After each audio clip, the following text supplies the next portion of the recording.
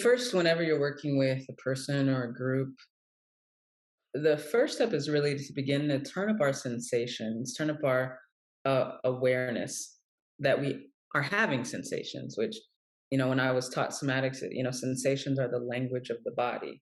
Um, I think words too can be the language of the body, but it's one way of thinking about how often sensations are occurring in us and how much culturally we've been taught to turn down the volume on our sensations to be who we should be or act the way we should act, as opposed to knowing who we actually are and what we actually feel and allowing that to inform then what we do.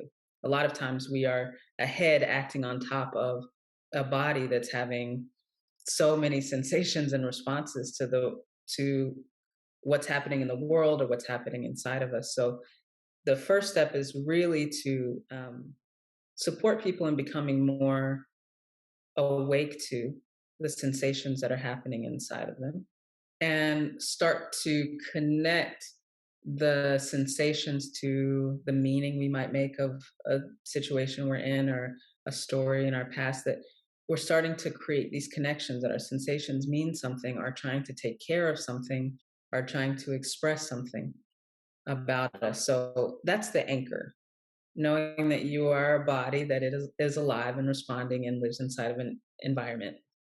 And then the other pieces just kind of build on that. Some of the work I do, the foundation is, how do we be in connection with one another?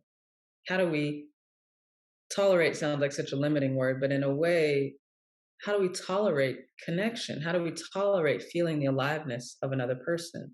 How do we tolerate letting another person witness our aliveness? It can be as simple as facing one another, and in person, we would put a hand on each other's chest and just be with and feel the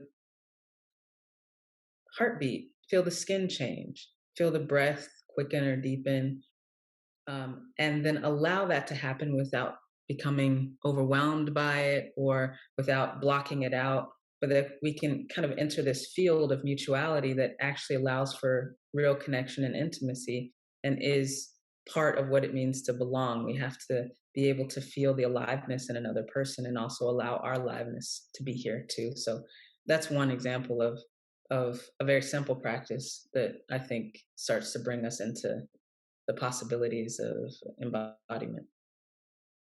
This is Lynn Fraser with the Radical Recovery Summit. We have an exciting lineup for our 5th annual, including Dr. Gabor Mate as our keynote speaker.